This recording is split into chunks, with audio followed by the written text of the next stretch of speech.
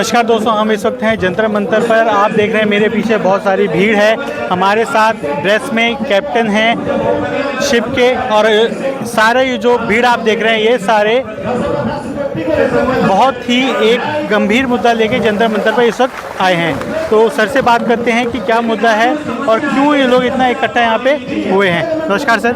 नमस्कार सर, क्या नाम है, कौन से डिपार्टमेंट से हैं आप? मेरा नाम कैप्टन अवतार सिंह है और मैं पिछले 25 साल से मर्चेंट नेवी में हूँ। अच्छा। और अभी तो शिप से मैं वापस आया हूँ 2-3 महीने पहले। और अभी जब ज्वाइनिंग का मुड़ के आ रहा था और अपने डीजी शिपिंग का सर्कुलर आ गया कि जो फॉरेन टिकट है वो ज्वाइन नहीं कर सकते, बस उसी के अगेंस्ट में हम लोग जहाँ पर इकट्ठे हुए हैं। और SUI यूनियन जो है हमारे, वो हमारे फेवर में हमारे साथ खड़ी होकर के जो मुद्दे उठा रही है। क्या क्यों नहीं ज्वाइन कर सकते सर, क्या कारण बताया? कारण ये बताया कि बहुत सारे लोग जो है कि मतलब डीजी शिपिंग ने बोला है कि उसमें बहुत से लोगों की जो टिकट है वो डुप्लीकेट है। तो हम डीजी शिपिंग से ये पूछना चाहते हो, भाई ये जो टिकट इशू होता है, जो हमारे लाइसेंस इशू होते हैं, वो आप ही के अप्रूव किए हुए इंस्टीट्यूट है, ठीक है? ठीक है। अच्छा, हो सकता कल्पित तो हर जगह है। हाँ, हो भी सकता है। डुप्लीकेसी हर जगह कहाँ पर नहीं है। अगर आपने 2-4 बंदों को पकड़ करके और पूरी जितनी अपने फॉर्म COC वाली कम्युनिटी है उसको आप बोल दो कि तुम्हारे सबके फ्रॉड है और उनकी सबकी नौकरी खाने शुरू कर दो, तो भाई ऐसे कैसे चलेगा? कितने एम्प्लॉयज अफेक्टेड हैं इससे? इससे बहुत सारे हैं, मतलब अभी 10,000 तो आप मिनिमम मानो। अच्छा। अभी जो है वैसे तो लाखों हैं। बहुत सारी इन्होंने जैसे पनामा का किया है, होंडुरास का कर दिया, दूसरी बहुत सारी हैं। अभी मैं डीजी शिपिंग से एक ही बात पूछना चाहता हूँ कि अगर सेम टिकट लेकर के होंडुरास या पनामा जो भी वो पाकिस्तान वाले या बांग्लादेशी, श्रीलंकन, म्यांमार वाले लेकर के आ जाए, तो आप उनके साथ क्या करोगे? क्या उनके RPSL तुम लोग बंद करोगे? आप लोग बंद करोगे? दूसरे देश से भी तो सेम फॉर्मेट पे आ ही रहे ना। बिल्कुल आते हैं, उनके पास है, सभी के पास है। तो भाई बंद करना है तो फिर दूसरे देशों के साथ आप क्या करोगे?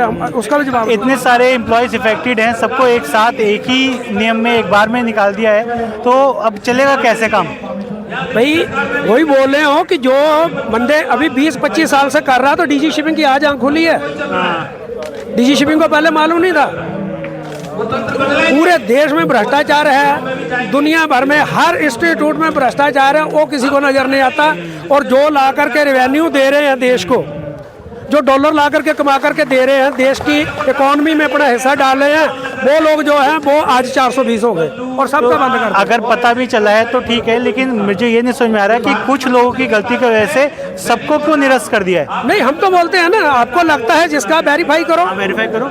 शिप सभी बोर्ड के ऊपर आते हैं, ठीक है? PSC ऑन बोर्ड आती है, चेक करो सबका, आपको लगता है, और जो कल्पिट है उनको पनिश करो। ऐसा थोड़ा कि जो अच्छे बाड़े हैं उनको भी तुम लोग पनिश कर रहे हो, ठीक है ना? इसमें सर आप कैप्टन हैं तो अभी कितनी सैलरी है आपकी? देखो ये मैं ऐसे तो नहीं, ऑन एन एवरेज कितनी रहती होगी सर? चलो फिर भी ठीक होती है, मतलब कि क्या बताऊँ उसको, मतलब 8-9-10 लाख तो होती है कैप्टन की। मतलब पर मंथ? पर मंथ ना? पर मंथ होती है, लेकिन हम लोग बीच में कॉन्ट्रैक्ट बेस के ऊपर है ना, 4 महीने लगाए। अभी उसके बीच में मान लो लगा के आ गए, बच्चे पढ़ रहे हैं सबके, हैं अच्छे इंस्टीट्यूट। अगर आपके पास पैसा, मैं ये जानने की कोशिश कर रहा हूँ कि आप लोग की सैलरी एवरेज से तो बहुत आई है। जहाँ तक मेरा अंदाज़ा है, जो इंडियन जो सैलरी पॉपुलेशन है उसमें टॉप 3-4% में आप लोग डेफिनेटली होंगे। अगर पर मंथ आपका 5-6 लाख से ऊपर चल जाता है तो आप लोग क्या लीगल बैटल भी लड़ रहे हैं इसमें? क्योंकि आप लोग लड़ सकते हैं। अगर यही बात मुझे कोई मजदूर बोलता है या कोई रिक्शे वाला बोलता है तो मैं समझता कि हाँ भाई उनके पास तो लीगल जाने का कोई ऑप्शन नहीं है, बट आप लोग तो वेल्थ इतना तो होगा आपका कि आप लीगल बैटल भी लड़ते हैं। अभी क्या है ना, अभी जैसे अभी सभी आज इकट्ठे हुए हैं, सबका व्यू लिया जा रहा है सबका। पहले तो हम लोग डीजी, अच्छा ये पहला धरना है आपका? डीजी शिपिंग को रिक्वेस्ट ही करेंगे पहले। उधर शायद ये कब आया है? मैं ये चीज़ पूछना भूल गया, कब से जो आया? अपने इसी महीने की 18 तारीख को। अच्छा। रात को इसको रिलीज कर दिया और दूसरे दिन सारे के सारे वो अनएम्प्लॉयड होकर के बैठ गए। हो गए और जो एन रूट थे वो वापस आके एम्प्लॉयड हो गए। हाँ, तो अभी मेरा बोलने का ये मतलब है भाई, इसके ऊपर आप सोचो, डीजी शिपिंग आप लोग इसके ऊपर सोचो भाई, कितने लोग इफेक्ट उनको फ़र्क पड़ रहा है, कितने लोगों के ऊपर असर पड़ रहा है, उनकी फैमिली भी साथ में है। ऐसा नहीं है देश के लिए जो रेवेन्यू इकट्ठा कर रहे हैं, देश के लिए भी तो कर रहे हैं। और हम लोग को तो कोई ऐसा डीजी शिपिंग हमारे को ऐसे कोई नौकरी तो दे नहीं रहा, ठीक है। जहाँ फिर हमारे को डीजी शिपिंग बता दे कि आज तक कितनी नौकरी जनरेट की है।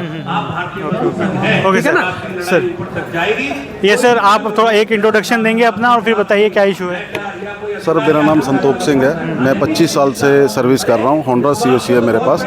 अभी सर्कुलर जो निकाला DG1 ने 31 एंड 2025 जो सर्कुलर निकाला, विदाउट कोई नोटिस, विदाउट कुछ हमको नोटिस दिए, इमीडिएटली निकाल के। पहले क्या कुछ हलचल थी या कुछ आपको पता था कि इस तरह की बिल्कुल बिल्कुल हमको कुछ नहीं पता, हमको अच्छा। कुछ नहीं पता क्या हो रहा है क्या नहीं, हमको कुछ नहीं पता। मतलब रात रात डिसीजन हो गया, सुबह उठे तो पता चला ये। सुबह उठा, मेरा ज्वाइनिंग था, 2 दिन में मेरा ज्वाइनिंग था।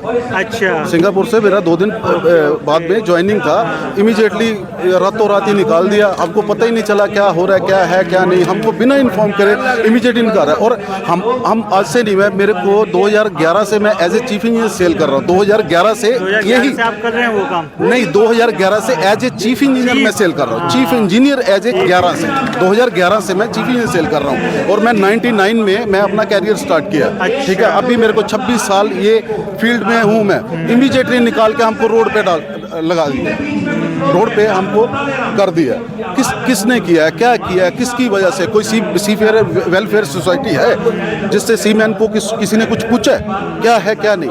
तो कोई रिकंसिलेशन, कोई रीएप्लीकेशन? नो कुछ नो, भी नहीं? किसी ने कुछ हमसे कंसर्न नहीं किया, किसी से भी कंसर्न नहीं किया कि नोटिस दिया 6 महीने पहले, साल पहले, 2 साल पहले, किसी ने कोई नोटिस नहीं दिया हमको, किसी ने। इमीडिएटली रात में ही निकाल के। तो ऐसा भी नहीं बोला कि जो लोग वैलिड हैं वो एक बार दोबारा अप्लाई करें, कुछ वेरिफिकेशन कुछ नहीं बोला, कुछ नहीं बोला। हम अगर होंडा COC ले रहे हैं, तो किस पे बेस पे ले रहे हैं? होंडा ऐसे ही कोई आप ले लो होंडा, आपने क्यों नहीं लिया अभी तक? तो भाई एक्सपीरियंस बेस पे होंडा भी दे रही है ना, आप एक्सपीरियंस चेक करो ना। 26 साल से जो बंदा सर्टिफिकेट इशू कर रही थी वो भी इंडियन अथॉरिटी है। सॉरी, जो अथॉरिटी जो सर्टिफिकेट आपको सर्टिफिकेट देती है, बिल्कुल DG ने ही अप्रूव किया ना भाई। जो इंस्टीट्यूट आए हैं इंडिया में, हम किससे ले रहे हैं? हम फॉरेन तो जाके नहीं ले, इंडिया में ही करके सब कुछ हम लोग ले रहे हैं ना, इंडिया में ले रहे हैं ना। तो DG ने अप्रूव किया ना। ओपन CDC क्यों निकाला? ओपन CDC 2018 में शायद निकाला DG ने, जो भी क्यों निकाला DG ने? ओपन CDC भी निकाला ना, क्यों निकाला? तो सिर्फ ओपन CDC वालों को निकाला है? COC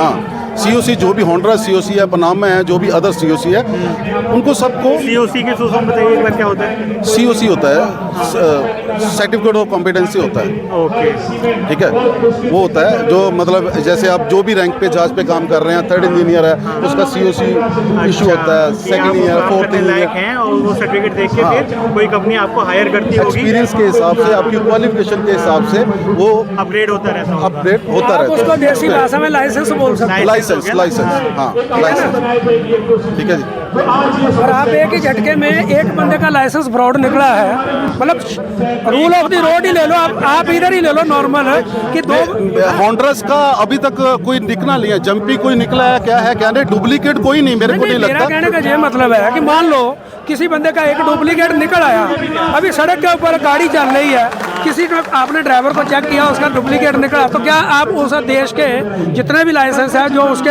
या गाँव के या सिटी के, उसके सारे कैंसिल कर दोगे? हैं? तो उसके लिए तो देखो भी है, क्या मिल करके सभी डिसीजन लेंगे, लीगल है तो लीगल भी करेंगे। चलिए, थैंक यू सर इतना एक्सप्लेन करने के लिए, थैंक यू।